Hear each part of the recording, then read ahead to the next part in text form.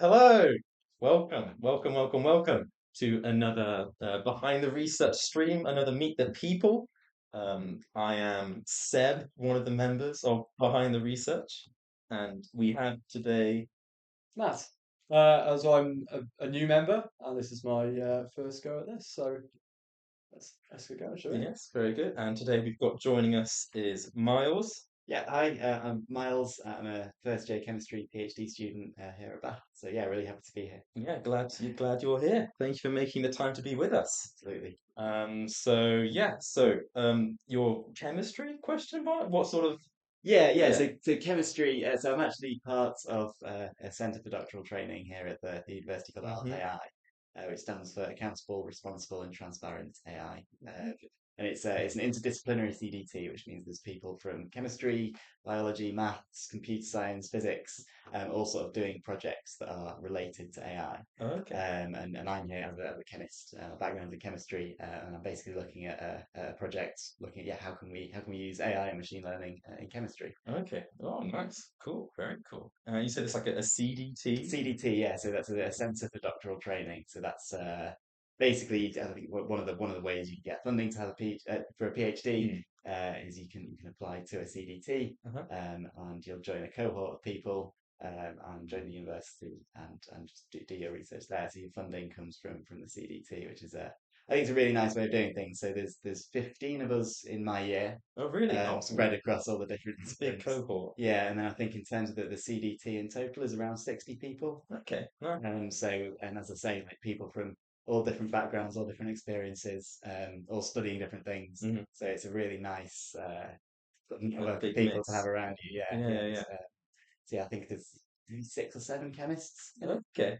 So I'm not alone with the Yeah, chemistry. yeah, yeah. Then I've got like the computer scientists that I can go and ask for computer science related questions Well, and so on. So yeah, nice. Yeah. it's Like really I'm good. also part of like a CDT, like Yeah. SAMBA, like Statistical Applied Mathematics at Bar. It's a bit of a push, but they make it work. Yeah, they all Um, have the really big long name. They yeah, it's a big. condense it into something catchy like Samba or Yeah, ART-AI. yeah. I do find like Uni of Bath really likes their acronyms with just everything. He may be the same with other Yeah, unis. I have I'm no sure idea. it's any of them. Yeah. Yeah. But I definitely found like the cohort sort of structure like a bigger deal. Um, Yeah, yeah. it's Like, did you nice. consider doing like an independent like PhD, or was like Yeah. CDT the So way to I go? had a look at a few different PhDs around the country with various people. Hmm. Yeah, I think the cohort structure was really appealing, and also with ART-AI, and I think you mentioned with Samba as well. Um, you have your first year as like a sort of training year. Hmm. So I'm doing an MRes, Masters Research Masters in AI for my first year, Okay. where I'm doing modules in sort of programming, machine learning, done some like engineering modules, sort of robotic software sort of stuff. Been doing some stuff around like social science and AI in society. Okay. And it's given me, because as I said, my background is in chemistry, it's given me that really nice level of training in AI and machine learning and programming that I didn't necessarily have coming into it. Yeah, yeah, yeah. So that was a really big pull for me sort of coming onto this course to do this program. Yeah. Yeah, no doubt, no doubt. I say you have like a chemistry background. Like Yeah. whereabouts did this background come from? Well, yeah, I mean, I went to, well, I guess my undergraduate degree was in chemistry, Mm-hmm. but I think I was one of these weird people who, from being quite young, had a quite a set idea of what they wanted to do. Yeah. I don't know why I have this memory, but I have a memory of me being sat in my first year of A level telling the teacher I wanted to go and do a PhD in Oh, chemistry. really? Oh, wow. And here I am. So I've sort of known that for a while. So Wow. it's a subject that I loved, subject that I was really interested in. And then yeah, after my A levels, I think I did maths, chemistry, physics, my A levels, Okay. Yeah. and then went to University of Nottingham, did 4 year chemistry degree there, and did an international study year as part of that as well, which was really fun. After graduating in 2021, I then Mm-hmm. went to work for the pharmaceutical company AstraZeneca. Okay. So I worked with them for 2 years, basically a research scientist, particularly in sort of computational chemistry, so looking at Okay. how we use computers to solve problems in chemistry.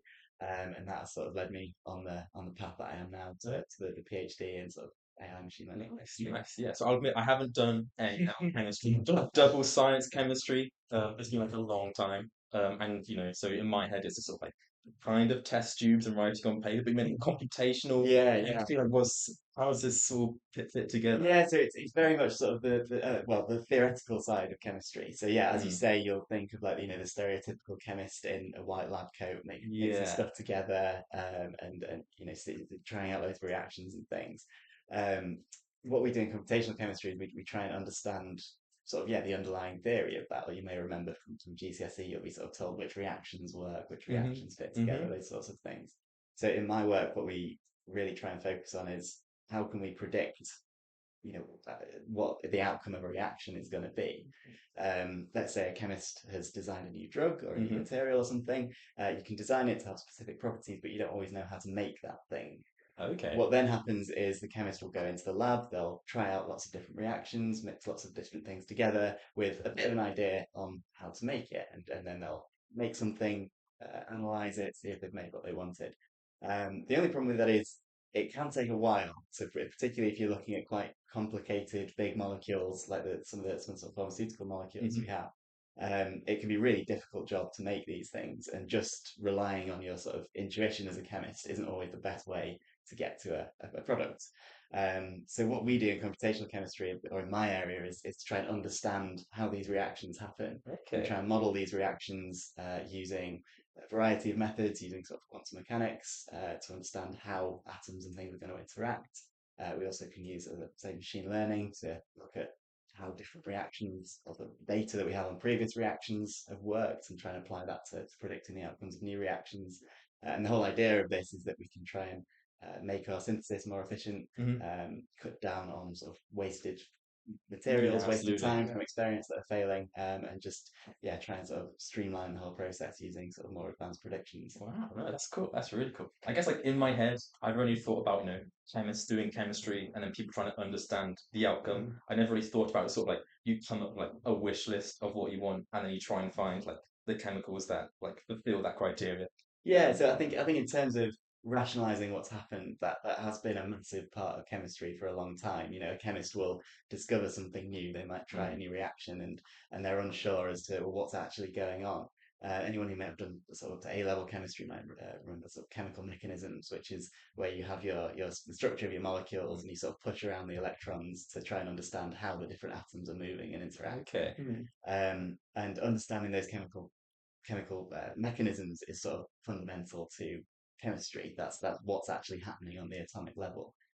So what we can do is we can use, as I mentioned, the sort of traditional quantum mechanical based approaches where we basically calculate what these molecules look like, and how they're interacting, and then Okay. try and rationalize the reactivity. I That's been see. done for a long time, and what we're sort of moving towards now is, well, can we preemptively predict what's going to happen Okay. rather than just sort of Yeah, so I think that's really interesting. 'Cause it seems like it's a much broader kind of area than you actually think when you think of it straight. Because like you, I think chemistry is test tubes and things like that, but it's yeah, actually yeah, really broad. So you said you did maths and physics at A level as yeah, well. So that's kind of all yeah, yeah. linked into it as well. Yeah, definitely. Yeah, so I think I've always focused quite a bit on maths, quite a bit Hmm. on physics. I always enjoyed those subjects at school as well. But then, yeah, chemistry is sort of, I like to think of it almost as sitting in the middle of it all. It uses a lot of this Hmm. maths and a lot of the physics to Yeah. rationalize what's going on in reactions. But then, there's also the applications to sort of biological processes. Pharmaceuticals, obviously, go in the body. You need to understand the effect it's going to have on the body. Have a look at the biological processes that are going on. So having an understanding of biology is really important for chemistry. And then there's other sides of chemistry as well. Things like sort of, battery technology is a massive part of Oh, chemistry. Not okay. something that I Yes. focus on, but the sort of the molecules and chemicals that are inside batteries. That's going to be a really important thing for the future. Looking at sort of types of energy Mm, storage, hmm. renewable Hmm. fuels, materials, designing new materials. That's all chemistry because everything Yeah, around us is made of atoms. yeah. A Yeah. really interdisciplinary subject in itself, and I think that's one of the things I love about it. Yeah. So, Nice. from the ground up, what really attracted you into chemistry? I What think was it about it? it's probably what I just mentioned Yeah, really, that like that everything is made of yeah, atoms, right? Everything we happen in my mind it's not this straightforward, but in my mind, everything that technically happens can be Mm. defined by chemistry. We could understand what's going on in the world around us by building up that understanding of chemistry, and the fact that you know and then also the fact that sort of maths and physics can be used to explain the interactions of these atoms, the way that molecules are interacting with one another, I just think is fascinating. And that's what led me more into the computational side of things, is the fact that just using data, Hmm. using our knowledge of the world and how things work, we can actually predict what's going to happen in the real world, Okay. which is quite interesting as Yeah, well. yeah, yeah, yeah. So you said you like gone down more like computational sort of chemistry. Yeah. Like when did you decide that? Like when did computational chemistry like become a thing that you knew about? I remember actually really.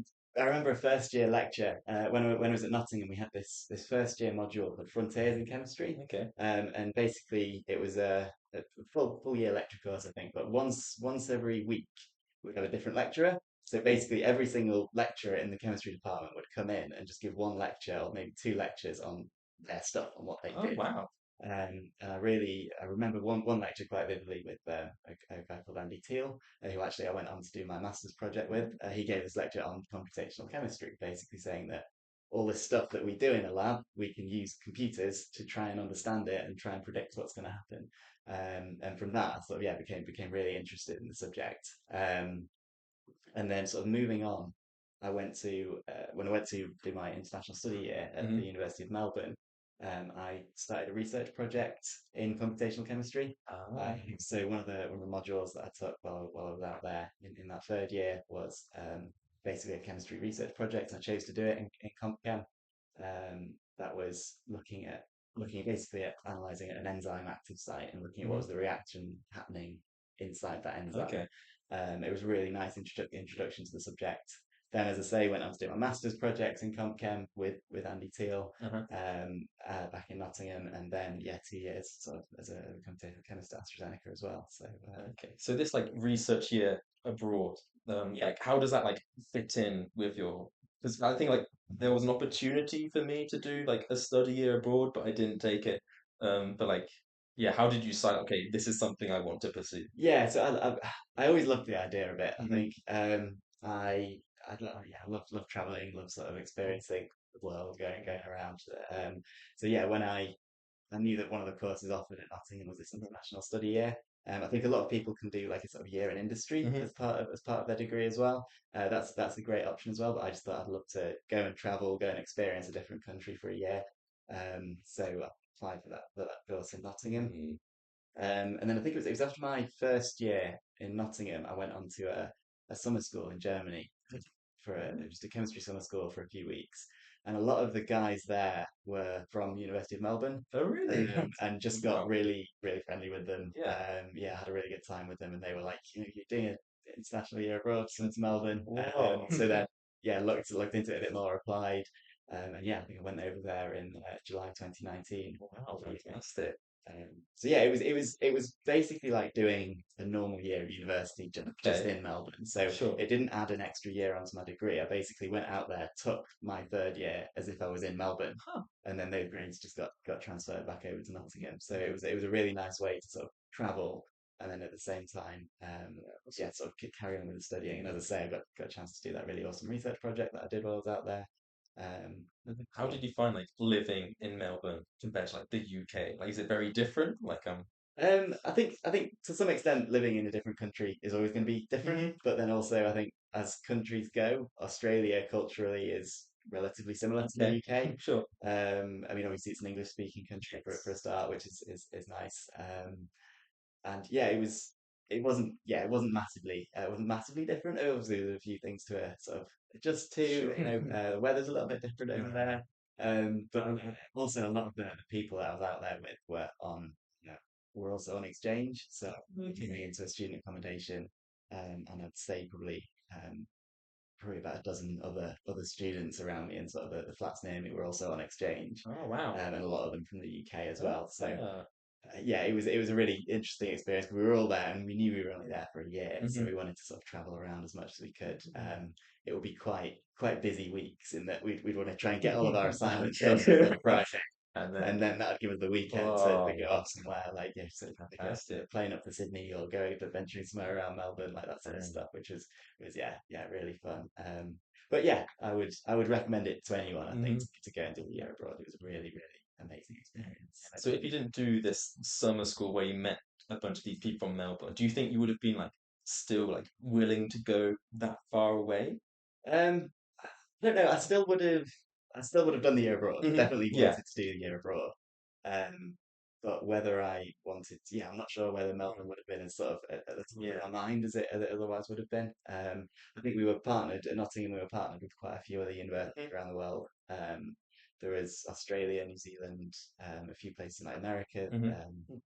yeah, sort of USA and Canada, a few in Europe as well. Hmm. I think there was a few things that influenced my decision. I didn't want to go to America because I was only 20 at the time and I knew I wouldn't be able to Sure. drink. Okay. I didn't speak any other languages other than English, so Yeah. I thought probably sticking to an English-speaking Sure. country would have been best for me. Canada, I thought was going to be a bit too cold, Yeah. so it was probably between Australia and New Zealand. Yeah, Okay. so Wow. Melbourne popped out as the one I went to. So yeah, really cool. Yeah, yeah, it was meant to be. And how do you like even get onto this like summer school thing? Would you say this like after your first Yeah, year? it was after my first year of my undergrad. The Nottingham had this really good program with the international office where they would advertise some schools for Hmm. students. So they had a range of different ones around Europe and I think around the whole world really. And I just applied for this one. It was in a town called Bayreuth in Germany. It's near Munich, Okay. Bavaria. So I did, I think it was 3 weeks at University of Bayreuth, and it was a summer school in material science. Okay. Again, that's sort of similar to me wanting to go on the year abroad. I had this sort of mindset of I want to get out there, I want to travel, I want to sort of see new places. And doing that through work, I think, is a Yes. great way to sort of do it. So yeah, applied, got in, and had a great time there. So yeah, I'd Fantastic. really encourage you. You never know what opportunities are sort of going to come up when you're doing that sort of stuff. I didn't know I was going to meet these guys from Melbourne there. It's really nice to do to get out there and try out these things. Yeah, that's fantastic. Like, I'm not sure like going to like a summer school at the end of my first year, something I'd even like consider on my radar. Yeah, I think I wanted. I've always tried to do things during my summer, Hmm. just to get some Sure. experience. I think it always looks good on the CV. And one thing I found was how few people were willing to hire you for an internship after the Hmm. first year. I think that was quite a. They generally like undergrads to have a little bit more Sure. experience, and they tend to hire sort of second, third years, for internships and things like Hmm. that. So I thought this summer school was actually a really good way that I could get more experience, learn a bit, have Yeah. a Yeah, few no weeks in doubt. Germany, Yes. Yeah, no. yeah, it was available to first year. So yeah, that's I So guess something else to look out for. I hope all universities offer similar stuff. I know we did at Nottingham, so Yeah, that no. sounds really good. So obviously Germany is very different to the UK. it was, yeah. So how's that adjusting to that? Yeah, I guess it was only 3 weeks, so perhaps wouldn't have had the Yeah, normal maybe not so much then. culture shock as I would have done for this was to moving for a longer period of Mhm. time. Um, but yeah, I do remember because it was this town Bayreuth, and it was this sort of quite a small town in Mhm. Bavaria, and it was sort of quite a traditionally German town. Mm. So there wasn't. I remember nobody in the shop speaking English, nothing, and I had to get by. I think I did German up to about year 9 in high Okay, school. sure. I Yeah. didn't learn any after that. Limited. So yeah, I think I was really trying to get by. It was definitely difficult, but I think that gave me a bit of confidence, to be honest, to go right. Well, you know what, I've done Germany, couldn't speak the language. I was able to go and do that on my own. Hmm. And I can go and move halfway around the world to Melbourne. So yeah, it was really fun. It was a good experience again. Like just go for it. I mean, everyone that was there was really nice. Yeah. The Nice. even the locals who probably could tell I couldn't really speak German were honestly so lovely. And then once I guess another advantage of doing it with these summer school type things is that they are meant to be international, right? Like Hmm. all the professors there were international. There was Hmm. student guides on the summer school who were there sort of showing us around. Ah, We had food and stuff while we were there, so we didn't have to worry about the general life sure, stuff. sure. Okay. But yeah, really good experience. Yeah. Nice. Nice. Very good. Yeah. Um, and you said that after you did your undergrad, you went with AstraZeneca, Yes, was it? exactly. Yeah. Yeah, so you might recognise the name AstraZeneca from the Hmm. vaccine, Yeah. obviously, but they have been around a long time before the Yes, of vaccine. They're course. a massive pharmaceutical company, um, particularly they're based here in the UK, US, Sweden, and yeah, I went over and basically applied for one of their graduate programs. Mm. So yeah, after graduating, I went to work for them on the 2 year research and development graduate program. And that was, yeah, really cool experience. Really, a really nice thing to do because it's a 2 year program and you do Hmm. 3 8-month placements working across 3 different Oh, really? departments. Yeah, so you have quite a lot of flexibility in what you do there. And it sort of seems a really good learning and development opportunity. I don't, it didn't feel like a sort of proper job No, to be honest. okay. There was still a lot of Interesting. opportunity for sort of learning things, trying loads of things out. Um, so yeah, sort of when you arrive or a couple of months before you arrive, they'll effectively send you a list of projects Okay. that anyone in research and development in AstraZeneca will put in a proposal for a graduate. Hmm. You will then go, you'll turn up and pick basically look through this list of proposals and say, right, I think that one's really interesting to me. I'd like to work on that, and you then go and work on that for 8 months, and then you do the same for the following two placements. Okay. So yeah, I was able to pick projects that I thought looked really interesting Yeah, to yeah. me. Obviously, with my background in computational chemistry, I was really keen to pick computational type projects. Hmm. So my first project was in something called biocatalysis, and that's basically getting enzymes to do chemical reactions for us. All right. So you'll know we have enzymes in our body Yes. to help with digestive enzymes, doing loads of things in our body. Um, you can basically isolate those enzymes or even grow them yourself and then get them to do chemical reactions for you. Oh, cool.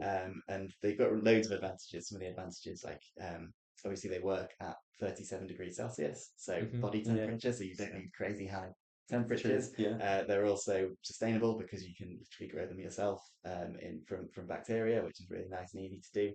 Doesn't rely on using particularly toxic chemicals Hmm. that Hmm. some chemical reactions can involve. So yeah, it's a really sort of sustainable method of making molecules and making new pharmaceuticals. So yeah, I was basically investigating how can we use enzymes to do reactions, and I was actually designing some of these enzymes computationally. Wow. Okay. And then also got to actually go and make them as well and test them out in the lab. I like that project because I wanted to try a little bit of experimental chemistry as well. I Okay. moved over to comp chem quite early in my Okay. career, Right. after maybe deciding I wasn't particularly keen on experimental work. And then after that project, I decided that I definitely wasn't that keen on experimental work and was quite Sure. I happy to mean, sit behind yeah. the computer doing Yeah. But at all the least you theory. know. Yeah.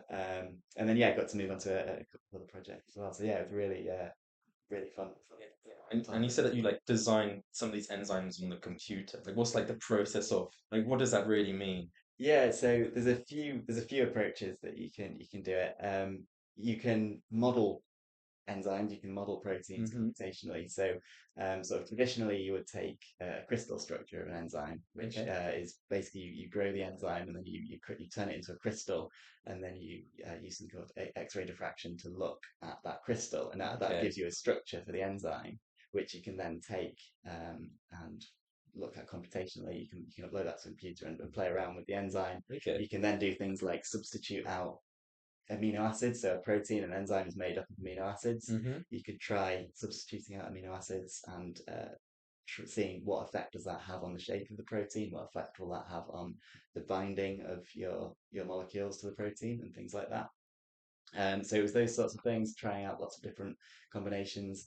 And then sort of more recently, actually, while I was at AstraZeneca, something really exciting came out called AlphaFold, which you may Yes, have I've heard of. heard of this. Yeah, so AlphaFold is a machine learning tool that you can use to predict uh, protein structure from basically nothing. So Okay. it's trained on all of these crystal structures that we have for all of the enzymes that we currently know about Hmm. and then it will take those prediction, it will take all that data, train the model, and then it will be able to predict new protein structures. So this gave us loads more scope to be able to identify and play around with proteins Okay. that hadn't even been developed yet or Wow. hadn't Oh my didn't gosh. even necessarily exist.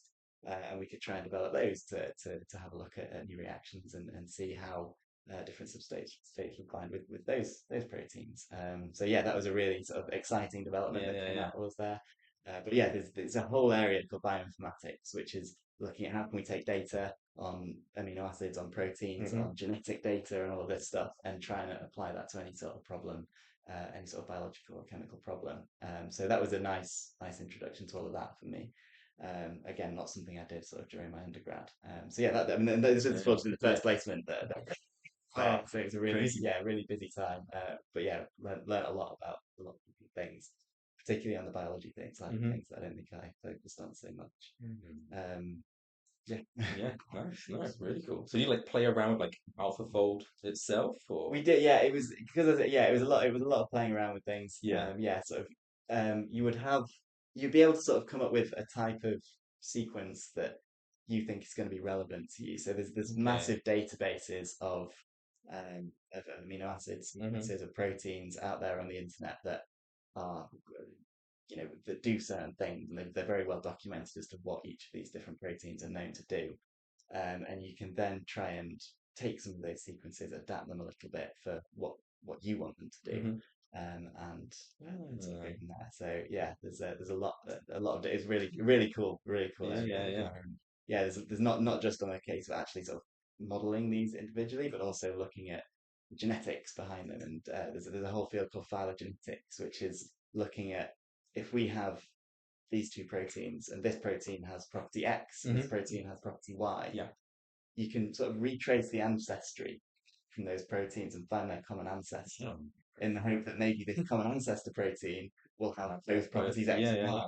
yeah. And that's a really cool process called ancestral sequence reconstruction. And we tried that out as well and found that it worked for some of the reactions that we were looking at. So, Goodness me, yeah, there's some really amazing things that you could yeah, do yeah, sounds it, with just all of the data that's available to us. Yeah. yeah, Nice. yeah, So how is it progressing? Because you see, like in lots of other fields, like the use of machine learning and AI is just accelerating Yeah, like crazy. yeah, Is it is rapidly. very much Yeah, like I mean, that? I think it is in it. It's massively taken off in chemistry hmm, as well as biology and every other field. Yeah, so I mean, there's the other project. Well, one of the third project that I worked on while I was at AstraZeneca was looking at machine learning for drug discovery, hmm, and that basically taking on loads of data from patients about sort of genetic data, things like that, and saying, well, can we, based on the genetic profile of certain patients, can we match a drug that's likely to be able to treat a particular disease that they have? And yeah, just with the availability of data, and I think we're getting a lot better as a society at collecting and storing data in a way that's hmm, useful, in a sort of standardized format. Probably heard of the Human Genome Project. yes, There's an organisation called Genomics England, which are trying to basically take as much genetic information from loads and loads of people to try and understand to try and basically look for links in diseases, try and help us understand developing new treatments and things like that. So yeah, it's exploding in everything, and yeah, then yeah, yeah, obviously in chemistry as well. Sort of my own PhD research Yeah. that I can talk about as well. Which in chemistry we've seen a um, massive rise sort of for papers relating to machine learning over the okay. last few years. Yeah. Do you feel like the general sort of like pipeline of how you do computational chemistry has like changed with like the rise of machine learning? Yeah, 100%. Yeah. So I think machine learning obviously offers the promise of things being very well. It offers promising a lot of speed up. Hmm, You do things more efficiently. You can do things more quickly. mm, As I mentioned previously, sort of the traditional way we would look at molecules is using sort of quantum mechanical based approaches, and this relies on doing sort of calculate quantum chemical calculations. Um, and these can be incredibly expensive calculations to okay. do computationally. They're very, very complex, and you require just to do a sort of optimization of quite a basic molecule. It can take hours, if not days, to Mm, actually compute the shape and the gosh. energy of one of those molecules. So what machine learning offers is if you have enough data on these things, well, maybe we can try and predict these things or predict a lot of the properties a lot faster. One of the traditional approaches that we use is something called density functional theory, and as I say, this was something that I did in my second rotation at AstraZeneca, was Hmm, using density functional theory to predict the outcome of reactions. okay. And there was one study that I did, and it took me about 2 months to find all of the right transition states, to find all of the right reactants and products and intermediates in that chemical reaction. And that's a long time, a lot of computational time. If we can get to a stage where we can build up all of this Hmm, data and then find machine learning models that are able to help understand this data and help understand chemistry, then we'll be able to predict properties. We'll be able to design new drugs more efficiently. We'll be yeah, able yeah, to yeah. predict the outcome of reactions and things. So yeah, I think it's really, really promising field. Wow, wow. And like there's a big thing like you're doing like AI and like machine learning sort of stuff now. Yeah, And so when you did your like AlphaFold and what have you, did you have like delve into the details of how do I know this works? yeah. So in terms of using AlphaFold, not at all. I Okay. kind of just took it as Just a new toy. this is a new toy to Yeah. use to predict the structure of proteins. Sure. This is going to help me with designing these new Okay. things that I want to know about. Um, similarly, I think when I was at AstraZeneca, having done a chemistry background, I didn't really understand much about machine learning. Sure. Um, Even in my third project, I was starting to look at writing some of my own models and applying them to drug discovery. I was very much looking at taking other people's published work and seeing, right, well, how can we adapt this to something that's going to be useful for what we need to do? Hmm. So it's only sort of over the last year or so since I joined ART-AI, the CDT that I'm on, that I've really started to understand a lot of the theory behind machine Hmm. learning. As I said at the start, we get to do courses in programming, courses in machine learning, and these have been super helpful for just helping me understand the background of what's going on. I actually think back to some of the projects that I did while I was at Oh yeah. AstraZeneca, knowing what I know now, Uh-huh. and I think should have done this. Oh This would have really? I'll Wow. see something in a lecture and I'll go, oh, that would have been really useful there. That would have Ah. fit really nicely there. But I guess that's just how you sort of you progress, you learn new things. When I come to start my PhD research properly in September, Hmm. I'm hoping to be able to apply a lot of the things that I have learned over this year, combined with my sort of previous chemistry knowledge to make it as successful as possible. Yeah, I feel like I know a lot more, learn a lot about programming, learn a lot Yeah. about computing, learn a lot about machine learning this year that I didn't previously know. I think on that point as well, I think it's important to I was able to use machine learning without really knowing a lot about Hmm. it, still quite effectively, and I think it is important for machine learning researchers and people who are producing machine learning models to do their best to make them accessible to everyone else so that they can be used by scientists in the sort of general community. I think there's a lot of danger that you just sort of publish something and it gets published and then never used again. True. I think it's important to have a lot of emphasis on how can we make the things that we design and develop actually really useful by other scientists Okay. for whatever And they when you can. say like accessible, like how do you mean? Do you mean like being able to press run, or is it sort of understanding Yeah, I mean, what's actually literally going on? that is literally, yeah. I guess that would be the end goal is being like if you've developed a model that can predict the outcome of a reaction, Hmm. right? If it's all done via the command line and you need to learn, you need a basic understanding in Python to know how to download all of your packages and then how to import all of your molecules and how to Hmm.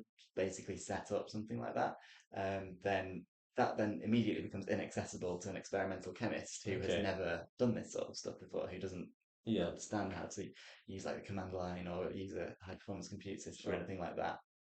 So yeah, it could be as much as taking it into like a nice some sort of GUI or Hmm. something that people are going to understand and people are going to be able to use so that chemists can, or the lab chemist could say, right, I've got this reaction I want to try out.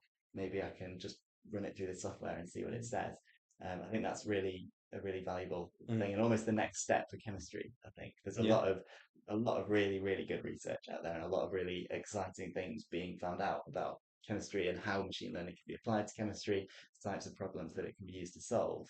But I think there is still a bit of a gap between this research and then it actually being used by chemists sort of at the bench, if you like. Okay. I think finding ways to solve that is going to be a really interesting thing for the field in the next few years. Yeah. So do you not think that like computational chemistry is sort of like a natural bridge that does this, or? I think we still rely on expert computational chemists to be Mm. able to do this stuff. As I mentioned at AstraZeneca, there were projects that I would work on for a month, 2 months, trying Hmm. to actually predict if it was a particularly complex reaction, trying to predict everything that was going on. And it still requires that expert computational chemist to be able to sit down there and work out everything that's happening. Um, and machine learning has the promise to speed this up in terms of the computational time. But in terms of the accessibility, I think we are still needing computational chemists to do this work, to make these predictions and then pass them on. Obviously, that's great because it means I'm going to have a job. Okay. If, Nice. if somebody Always good. if somebody makes something that's sort of too out there and too somebody makes something that works super well Yeah. and is super accessible, then it could potentially be me out of a job, and there would Uh, be a need for that intermediate. But no, I think I think there is still a bridge that needs to be made mhm. between the two. Okay. Okay. It's really fascinating. So you say you're part of a CDT, Hmm. so like SAMA, so something that's very, you have a first year and masters Yeah, and then 3 years of PhD. yeah. So have you decided on your project yet? Yes, Because yeah, normally you have like a year to kind of, or at least in the Samba case, you have a year to Hmm. decide, and then yeah, could you exactly. give a So, brief so overview, maybe? yeah, so ART-AI is actually a little bit different to that. Okay. I know that yeah, some CDTs work in the way of Samba, where you join, you do your training year, and then you sort of pick the project at the end of that first year. With ART-AI, and this was one thing that really attracted me to ART-AI, is you know what your project's going to be when you start. Oh, really?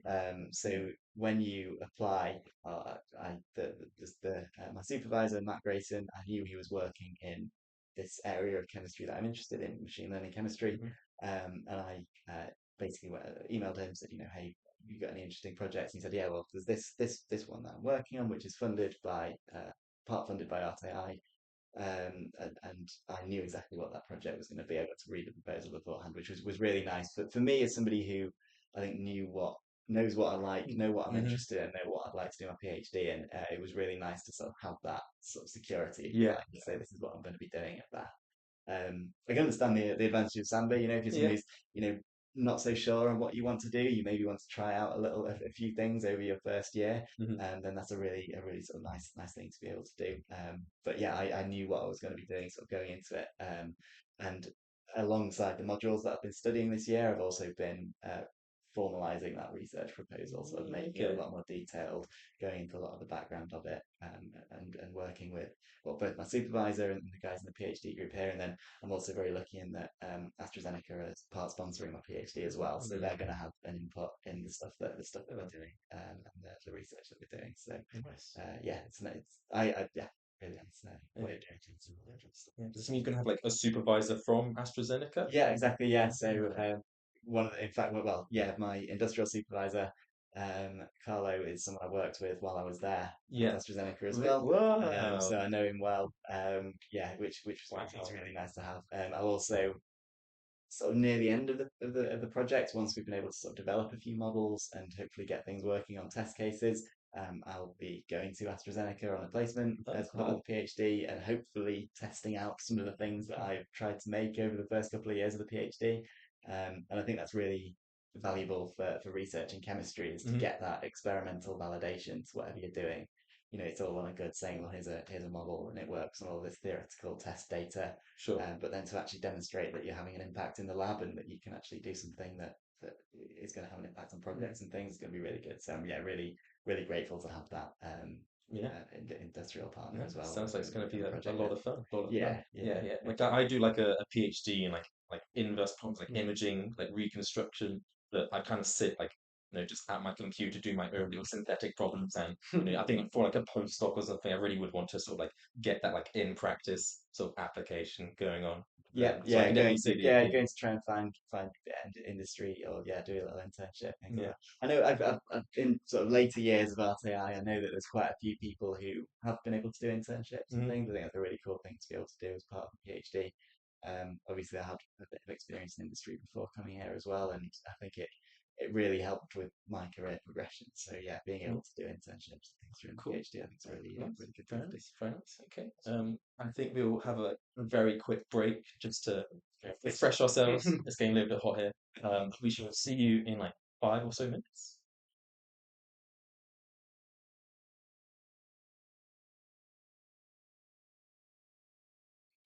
Welcome back. Hope you've walked around and exercised your legs because this is important when you're sat at a desktop all day. So yes, what were we talking about? We were talking about Thanks. AstraZeneca. AstraZeneca. Yes. Yeah. Yes, yes, yes, yes, yes. Um, uh, so you and there's a question in here somewhere. There's a question in here somewhere. Um, so you did like your like placement and stuff at AstraZeneca, Yeah. or no, your after you Graduate graduated. program. Yes, exactly. Yeah. And are you still like in touch with those people? Well, so as I say, I've got my industrial supervisor. Yeah, yeah, So yeah. yeah, so particularly the stuff that I did during my second placement was Mm, was all about reactivity prediction. sure. So I'd say that the people there I've still got a very strong connection with in terms of well, one of them is an industrial supervisor. So I don't because I've been doing my MRes year, I haven't been doing any research. Sure. We've only been meeting a couple of times. Hmm. But hopefully, sort of once I start the research, we'll be able to have sort of regular contact meetings sort of once a month or so. There's a few people there that I've really got on with. Would love to sort of keep those connections with. I have Hmm. a few friends back there as well Yeah. who sort of still work there. So it's nice to sort of go back and sort of see the people there. But yeah, I mean, there's loads of great ways to stay in contact nowadays, right? Like there's LinkedIn. Of course. I was able to connect with one of my old supervisors on LinkedIn, and she Right. invited me to take part in a webinar in a couple of Oh, months. really? It's in about a Oh, month's wow. time, talking about sort of early career professionals in drug discovery and looking at AI and in drug Oh, discovery and things fantastic. like that. So that'll be quite Very exciting. exciting. Yeah. But yeah, no, definitely. I guess on a more personal level, it's nice to keep in contact with Hmm. people that you have worked with for so long. But yeah, on a professional level, I'm still sort of, I guess, tied to AstraZeneca and the fact that Hmm. they're Hmm. funding the PhD. And yeah, it's really useful to have that community to sort of go back to and ask questions and be a part of as well. Yeah, yeah. Because like at AstraZeneca, you did like these different sort of like projects for like 8 months, and now you say like sometimes you get more knowledge and like oh if I had this knowledge back then, would you've done something differently? I mean, well like do you think you could like go back and like continue those projects almost? Is that something that's on the table? I think a lot of it's the time, to be honest. I mean, Yeah. I'm going to be doing a PhD. I mean, Uh, they were these projects that I was working on. It was full-time sure. projects. The machine learning stuff that I did in my final project. That was the full 8 months of Mm. really full time in depth, 40 hours a week doing. I just wouldn't have the time. I mean, I'd certainly, if I see them again, some of my old supervisors and things, I'd certainly have a conversation about, how the things are going. Hmm. Is there anything I can do to help? Here's a few things that I've maybe learned since. Obviously, you have got to be somewhat careful talking about industry. There's the Okay. whole sort of proprietary information thing that Okay. I'm technically I'm not contractually That's what related to NDA them. kind of stuff. The NDA is not allowed to share certain things, so that does make it difficult. But I guess Okay. the main thing would always be the time constraints of actually being able to work on a second project. I really enjoyed these things that I did. I think I got a lot of the projects that I worked on to a good Hmm. place, and I'm sure that there's equally capable people who are going to be carrying on with them and continuing this research. The Okay. data science and AI department at AstraZeneca was massive. There were hundreds of people working on this sort of stuff, and I think as you said earlier, it's only growing really. So there's still going to be loads of people working on Mm. the sorts of things that I was working on. So Yeah. So yeah, just yeah. interested to see how it progresses really in Yeah. the Yeah. Yeah. next few Yeah. years. So those projects, were they like fully self-contained thing, or were they sometimes more like just get the ball rolling on a more long-term This project? was the really nice thing about the graduate program and the graduate projects that I did. They weren't um, they weren't like business essential things. So as I Okay. sort of said that at the start of each of your rotations, they would put out a call to everyone Hmm. in R&D or in research and development. They would then come up with project proposals, and we'd get given that list of proposals, and we choose what to do. Obviously, I think there was only 8 graduates in my year in Okay. the UK at least, Yeah. Sure. and there was probably a best part of 100 projects to Oh choose wow. from, right? So as a supervisor putting in one of these projects, there was no guarantee you were actually going to get a graduate to come and work on them. So I found that a lot of the projects that were put up by supervisors were sort of cool things that they Hmm. would quite like to try, but didn't necessarily have the resources to work on in Sure. their group. So it was a really nice, of a lot of the time, yeah, very exploratory project to get a grad to work on. If I go through the three that I did, so the first placement, Hmm. really nice because it had both the theoretical modeling aspect and also the experimental aspect. And so I got to try out loads of different things. The second project, I actually sort of set up myself by um, I knew that there was my supervisor for the second project, David. Yeah. I basically found that he was working on really interesting. So I Okay. just sent him an email and said, "Hey, I'm a graduate. I'd really love to do a placement in your group." And we just sort of came up with a proposal together, basically of something that he thought would be interesting for me to work on in the group. And then I did that for sort of Oh 8 months. And that was really fun. I sort of got to carry on some work that a previous postdoc who was working in the group had done. gosh. And then after he left, I sort of carried on Yeah. what he'd doing.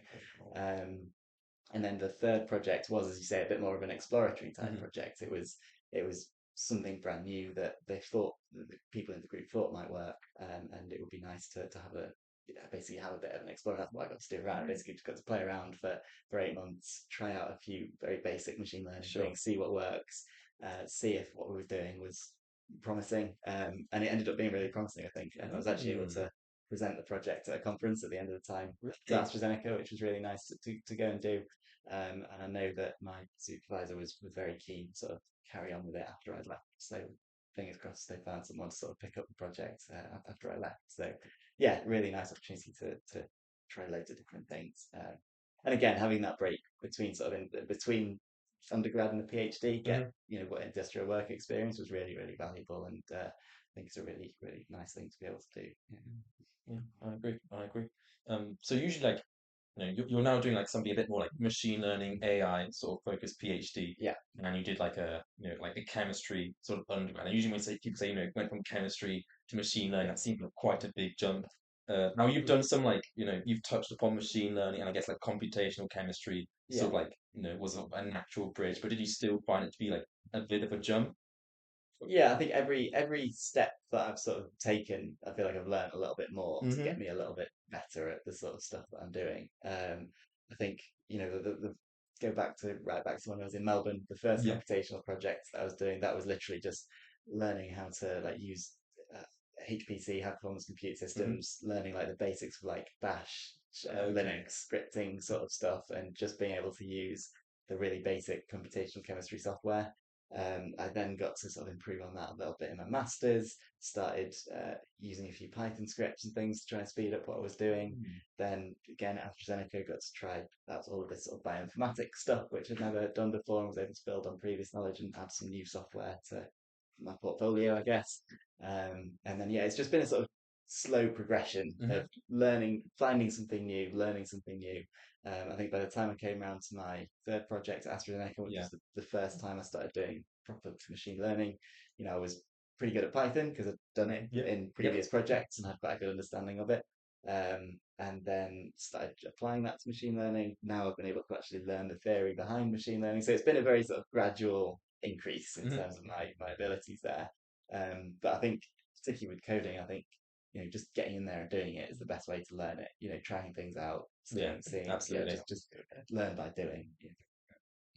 Yes, as someone who's made many mistakes coding, Yeah. that's the only way to do it. It's taken me 3 or 4 years of working in this area now to start being reasonably confident. But then even still, I'm definitely not the best programmer or coder in the world, right? I've Sure. got nothing on it. I've actually done a sort of proper computer science degree and things like that. And I think I still very much class myself as a chemist who Yeah. Yeah. does coding and is able to apply machine learning to computational to chemical Hmm. problems.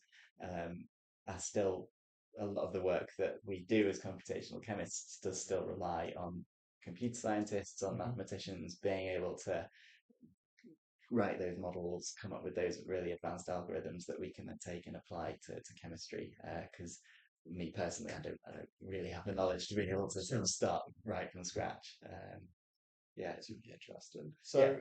So you've got a vast amount of experience now across a lot of areas, it seems. So has this given you some kind of confidence boost coming into this PhD now? Has that, Um, has that helped out yeah, I in that think perspective? I would say, yeah, I mean, I think having the 2 years that I was in industry, I feel like I really, I learned a massive amount, which was really nice to sort of come into the PhD with. And it's still quite daunting starting a Hmm. PhD. Yeah. We've got this. We come up with a proposal, quite like it's all these things that we want to do over 4 years. We want to develop these models to be able to predict this and that, and you're sort of looking at it now and you're thinking, right, it's so much, and a lot of the work that I'm going to be doing is sort of taking over from one of the postdocs in Hmm. our group who's going to be leaving shortly.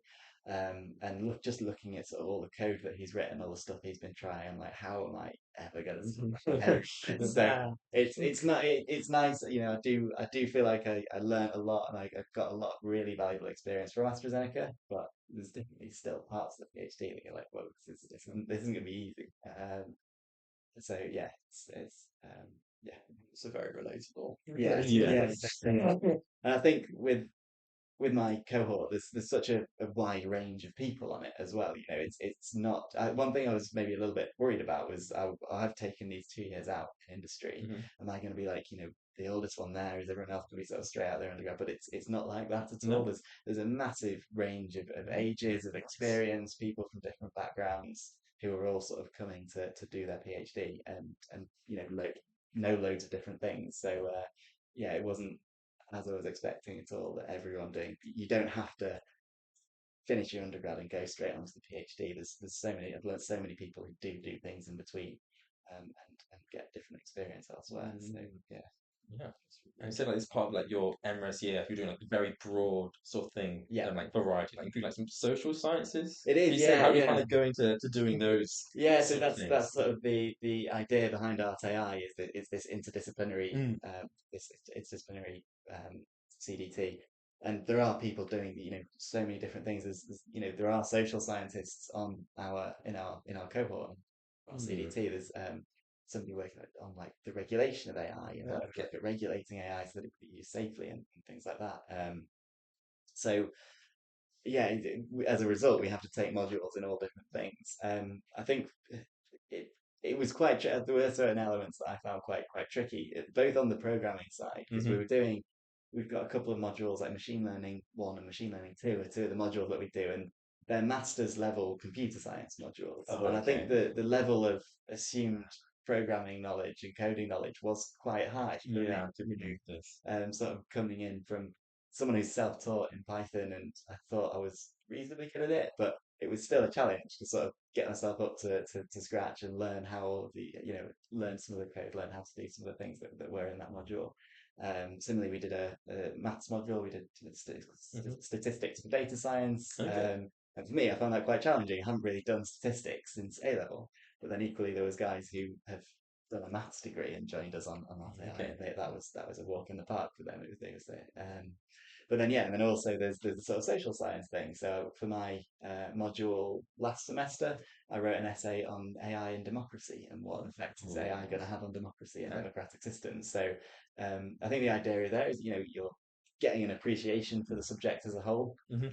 And then it's also teaching you some more valuable soft skills like writing and things like that. Having to write a few thousand word essays not something I did much in the chemistry degree. So yeah, to mix it up a little bit. I have actually found those modules really interesting as well to be able to learn about AI and consider things that as a natural scientist you maybe don't consider as much. Mm. Um, Yeah, yeah, because like as part of like my MRes year as well mm, that I did, that's try lots of new bits, but it's all maths, yeah, so it's like master's level maths that I've like not touched at all in any capacity for yeah, several years. yeah, But I did find that like because like the cohort structure of the CDT, I could sort of like work with people who were familiar to like to help me. Did you find that was kind of the same with your yeah, CDT as definitely, well? definitely. I mean, there's people who are experts in all different things, Mm. and yeah, with the maths module, for instance, we'd have some guys who have done maths physics degrees, and they're just insane at maths, and they will be up there on the board in our office. So Oh, okay. we don't actually do any chemistry modules as Oh, part of it, really? Oh no. as part of the MRes year. So Right. I didn't have the opportunity to sort Oh, of repay the favour. Having all those people from other backgrounds is really nice to have there. And I think moving forward into the PhD research as well, it's going to be really nice to have those people, the computer scientists, mathematicians who really know what they're talking about in terms of the coding, in terms of the machine learning algorithms and so on too, that I can just go to for advice if I need it, if I'm struggling with mhm. anything in the research. So yeah, being part of that community I think is going to be really valuable moving forward as well as helping with the modules. Yeah, no doubt, no doubt. So yeah, so, like a PhD is like quite like a daunting task. So it's nice to it's not going to be your entire life as much as it may feel like. Do you do other things like on the side, Yeah, I outside? guess so. One thing I've done for a long time now is archery. Oh, That's nice. always been sort of my sport. I think I started in about 2014, Okay. about 10 years ago now. And yeah, I've got a really nice archery club here at Bath. So I've joined that. I shoot as part of the archery club here at the university. Recently got elected to team captain, so Ooh, very we'll be nice. team captain with those guys for the next year. And yeah, that's a really nice community. We shoot sort of over in the sports centre 2 or 3 times a week. Hmm. yeah, that's really nice to unwind. I think as a sport, archery is it's very sort of mental. There's a lot Yeah. of sort of, yeah, it's a lot of, it's a big mental game, sort of doing things consistently, doing things the same every time. And I find it such a nice thing to unwind because when you're shooting, you're focusing so much on the shot, you're focusing on what you're Sure. doing, that anything else you're worried about or stressed about sort of goes out of your mind.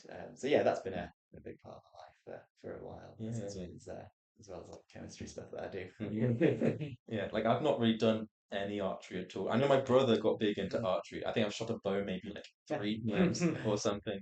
Are there like different bows or something? Is Loads, this yeah, yes? loads of. So there's the type that I shoot is called a recurve bow. The type they shoot in the Olympics, and at its core, it's sort of four main parts. You have the central bit called the riser, which is sort of the hole, and then you have these two limbs that clip into the riser, and that's where all the power is. And then you have the string that connects the limbs, and then you pull that back, and obviously the arrow goes in there as well, and you shoot at a target. And then there's loads of additional bits you sort of add on to the bow, sights, stabilizers, things like that to help with the shot. And then yeah, there's a couple of other kinds of bow. There's the sort of the traditional longbow, which is just Okay. the stick and the string that you sort of see in Yeah. movies and things. There's more advanced types, like something called a compound bow, which generally is a lot heavier, but there's a intricate pulley lever system in it, Cool. get a bit more mechanical, yeah, can sort of help with the shot. So yeah, there's lots of different kind of bow, and yeah, it's a really, as I say, it's all about this idea of doing things the same each time, and the sort of consistency in your shot. And there's so many different things to think about, like literally just the way that you hold the bow or the way that you let go of the string is going to have an effect on where the arrow goes. Okay. So it's important to think about, consider all these things. Yeah, it's nice, nice. Yeah. So I found like my MRES year is was like very intense. Do you still find times like to do the archery? Like, is this a regular thing you manage to do? Yeah, I have done. I'd say definitely once a week. I will Yeah. make time to Mm, do it. nice. And try to go 2 or 3 times if I can. Mm. But yeah, the MRes year is busy. It's busy. There's a lot going on. I think I've been able to learn a reasonable amount of discipline from industry in that sort of 9 till 5 setup. I like Okay. to try and get Like here that nice headspace. and early, 9 till 5. And I also do, it doesn't always work out like this, especially coming close to exam time as we are. But I like to try and fit everything into that 9 till 5 if I can, and then go home and not have to worry about it too much. And that does leave time for things like archery in the evenings. So yeah, if you trying to fit it into that space is nice. And although, yeah, as it gets busy, it definitely Yeah, doesn't always work agree, out like agree. Yeah, I've been guilty of like working out of hours a few times, but I think definitely trying to force yourself to treat it as like a 9 to 5 yeah, kind of job is yeah, just very good for like the Absolutely works the best. yeah, yeah, and I like think so. Yeah, I yeah, mean, I think being back to sort of what you were like, well, I was like at undergrad anyway. I'd sort of roll out of bed 11, then procrastinate a little bit until two, yeah, 3 o'clock, and then think, yeah. right, it's now 5 o'clock and haven't done any work. Oh, Yeah, I should no. probably yeah, I don't want to be doing that for my master's or PhD. So yeah, Uh, it's nice to try and get into that. And I think you do as a PhD student, you get into a bit more of a routine. You start to mhm. grow up a little bit more than you were Yeah, I think as so. an undergrad. We like to tell ourselves, yeah. Yeah. So, nice, nice. So yeah, do you do like much else outside of archery? I guess just the standard stuff as someone Yeah. sort of our age. Going out to the pub as Hmm. most PhD students will do. Big into mad music and drum and bass music, that sort of stuff. Yeah, so that's that in terms of social side is that, and then I've also been quite passionate about sort of, or something I've done and worked quite a lot in, Mm. particularly my old job, and I've carried on a little bit here at Bath, was around sort of work around youth advocacy and supporting other people who are early in their careers. Okay.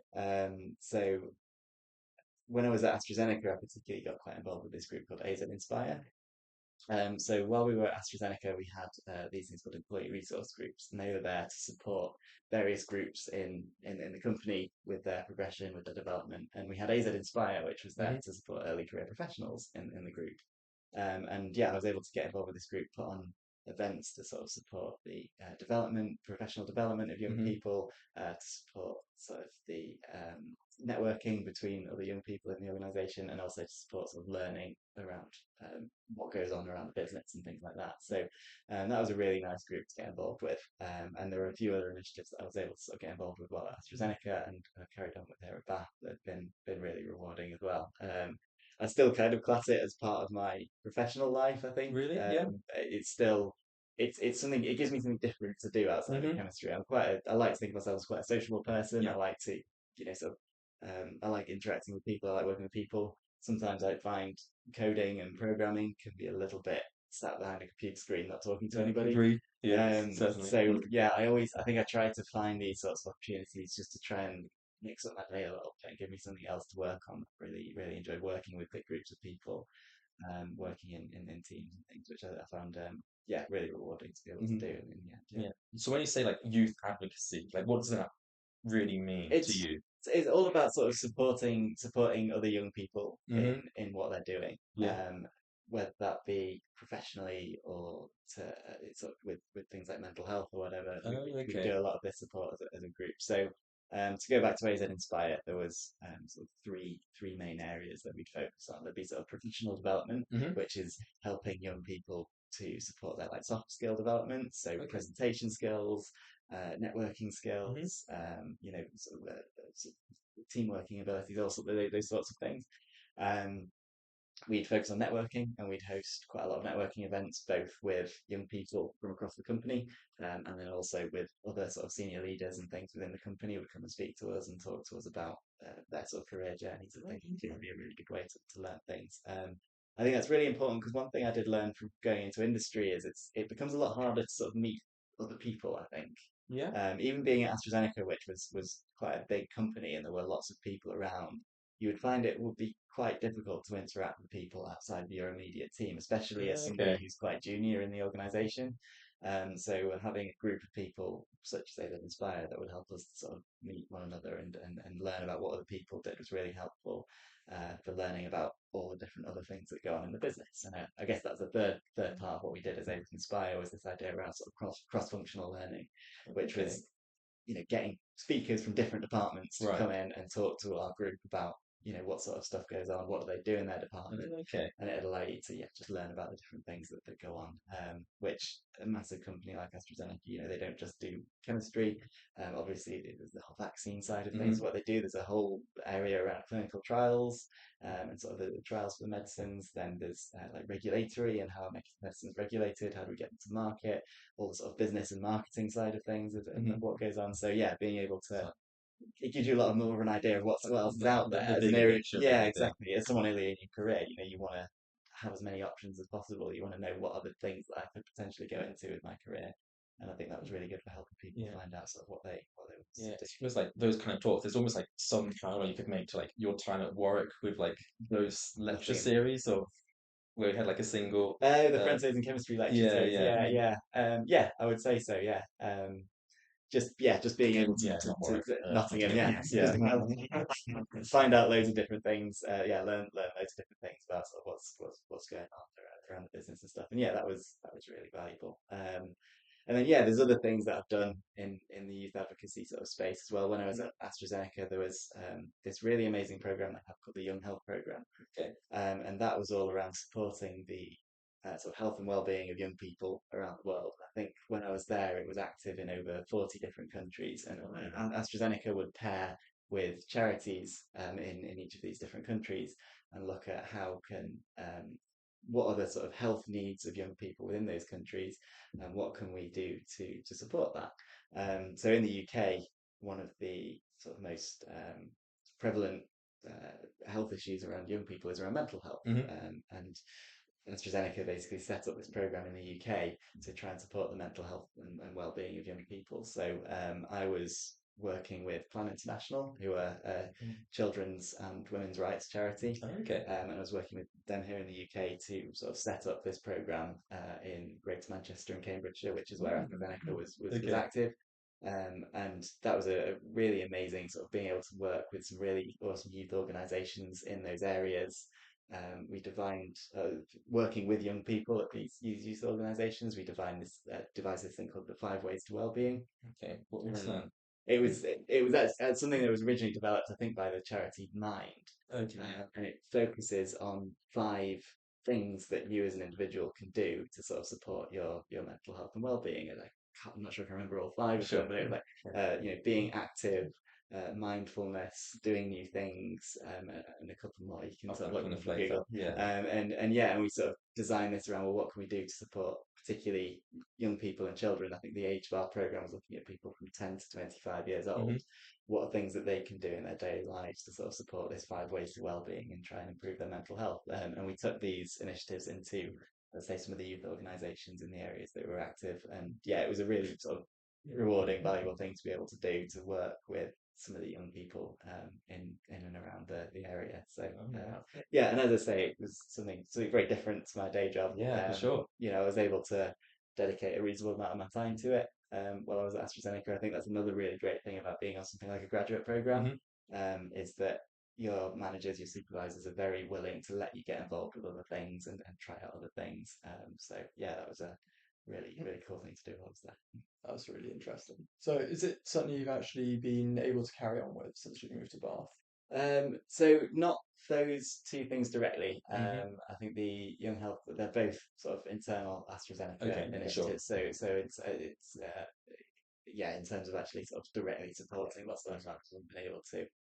But I, as I sort of realised that I really enjoy this sort of stuff, I was able to carry on with a few of these things here at Bath, or what sort of carry on with similar things. So I signed up to be the academic rep on my ART-AI course, which has been quite Yeah. fun. I also recently signed up for something called One Young World, which is a youth development charity. It sort of focuses on youth leadership. Hmm. And looking at what young people can do to try and tackle the UN Sustainable Development Goals, which Okay. may have come across. Yeah, yeah, yeah. So yeah, we actually recently hosted a conference here at Bath called One Young World Bath, where we were able to get speakers to come in and focus on three of the UN SDGs. So there was a panel session around climate justice and climate change. Okay.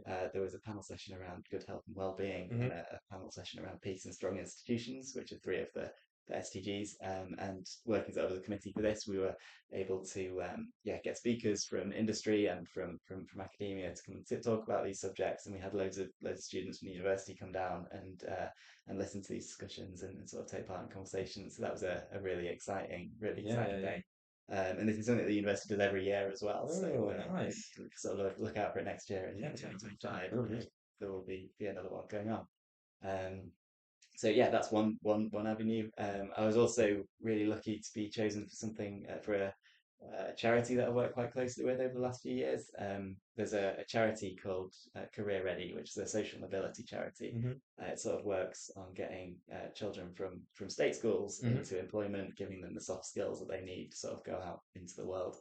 In fact, when I was 16 or 17 and in high school, I did an internship through this program. And it was an internship in chemistry at a synthetic chemistry company sort of down the road from where I live. Okay. And it was really valuable for me. And I sort of stayed in contact with this program Hmm. since finishing with it, and was recently chosen to be part of their youth advisory board. So I now sit on the board for this charity and help advise on the activities that they do.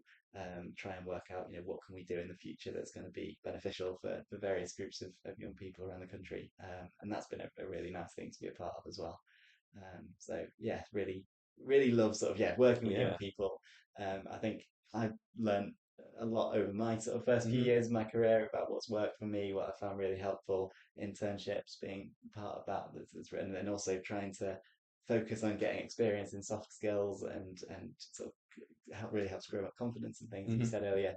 Um, so yeah, being able to sort of give back and take part in these initiatives has been really nice over the last few years Hmm. as well. Yeah, yeah. Do you feel like these sort of like things that you do have allowed like you yourself to grow like as a person? Just like you have perspective you have of the world and things like Yeah, definitely. I think as I said earlier, there's a lot of emphasis on, not just, I don't like to just be that person who sits behind a computer Mm, screen programming. I like to think that I can get out there, I can talk to people, I can try and see what is the impact of my work going to be. I think to bring it back to sort of the professional side of my PhD, yeah. I don't just want to develop machine learning models that are going to get published and never used before. I want to try and be able to work on projects and develop things that are actually going to show a real world impact. Mhm. So I think, yeah, both from the sort of more youth advocacy side of things of what I do, and working with people, you get to see a really nice impact there. But then that also translates over to me wanting to make as much of an impact and get my work out there as much as possible, um, so into the real world. Yeah. Yeah. Yeah. So I got a question. So what advice would you give to someone that's kind of unsure about their ability to kind of pursue a career, maybe in the direction you've gone, but Yeah, more generally? I think it's really difficult applying for anything, Hmm. particularly after undergraduate. I found the whole process of applying for jobs, trying to find what I wanted to do next, to be really, really challenging. I think I must have applied for about 3 dozen jobs, right, Gosh. and got 2 offers at the end of it. Yeah. Like it was a really, really long, difficult process of just applying for lots and lots of different things and getting back. So first thing I'd say is, like, don't worry, just keep going at it, keep going with it. And I think I'd have to tell that to myself a couple of times, sort of going back. Um, that it could be really challenging. But then I think the other thing to say is just to get yourself out there as much as you can. I know Hmm. that's sort of easier said than done, because it Yeah, can be of really course. difficult to sort of apply for something that you're a little bit nervous about. But I think the best way to build your confidence and to grow confidence is just to get yourself out there, just to try new things. If you think you have a bit of an interest in programming, sign up to a little course, and it doesn't even have to go and do a full master's or a PhD in machine learning to learn it. Sign up to a course, try something. If you think there's an area that is going to be interesting to you, maybe go find a summer school in it and Hmm. go away for a couple of weeks and try it. Just get involved and get doing things, get talking to people, and make the most of the opportunities that you get. And I think when you're at university, in fact, it's one of the best times to be able to do it. Yeah, yeah, absolutely. I mean, I think that's like a very, very lovely note to end things off Yeah. with, I feel. So cool. So yeah, thank you so much for, No being problem. it. It's been a Pleasure to meet pleasure. you. Really, really Yes, nice to meet very nice. No, it's been great talks, great talks. So yes, we will be seeing you in the future. Mhm. We have streams that are happening. Um, we'll come back. We'll come back in a few minutes. So wait around for us, and we'll, I don't know, wrap stuff up then. So yeah, see you in a few See you in a minutes. few minutes. you. Cheers. Ciao.